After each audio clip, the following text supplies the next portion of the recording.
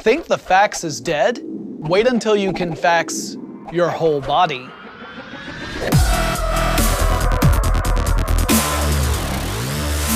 You know, back in our self-reconfiguring modular robots episode, we talked about robots that can reshape and reform themselves so that they can do any particular task perfectly. Well, what if we take that same idea, but think small? I mean, really small. I'm talking about programmable matter, actual three-dimensional tactile material that can take on any predetermined shape and then change shapes on demand.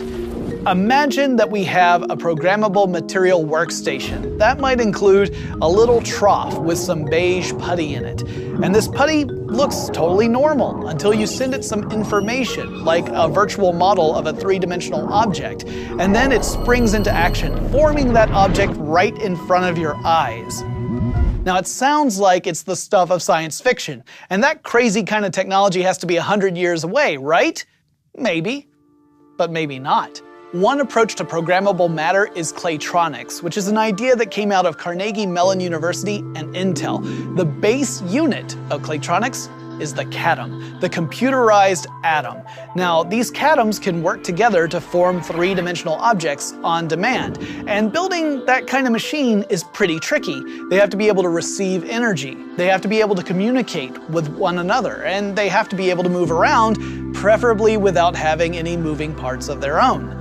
So several years ago, Carnegie Mellon researchers built CADM cylindrical prototypes that were 44 millimeters in diameter. Now, these things were able to move around on a two-dimensional plane, pushing and pulling against each other using electromagnets. In the future, we want to see even smaller CADMs, maybe just a millimeter in size, or the size of a grain of sand, or maybe even smaller than that. Now, in a future where this is a reality, where we have programmable material, why should we be excited about it? Well, think about it. Email has pretty much rendered the fax obsolete. But what if you could fax three-dimensional objects?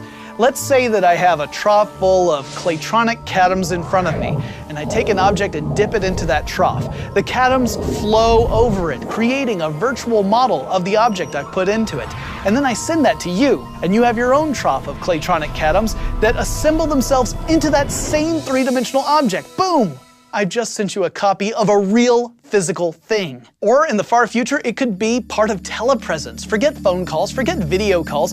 I would be able to create a full three-dimensional Claytronic version of myself that could appear in front of you and give you a handshake or even a hug. The entertainment applications for this alone are astounding. Imagine playing a video game and the characters literally leap off the screen and become three-dimensional creatures in your home. And if this stuff becomes plentiful and cheap enough, we could have objects disassembling and reassembling themselves everywhere. Let's say I've got a bunch of friends coming over for dinner and I want to make sure I got enough seats for them. Well, I could use Claytronics to build the furniture right then and there.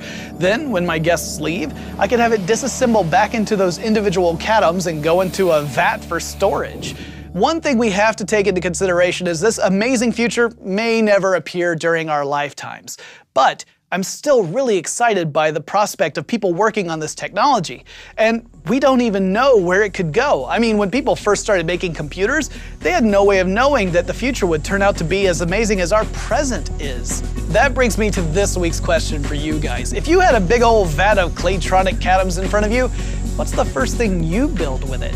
I want to know in the comments below. And if you enjoyed this video, make sure you hit like, subscribe to our channel, and then check out these other videos over here.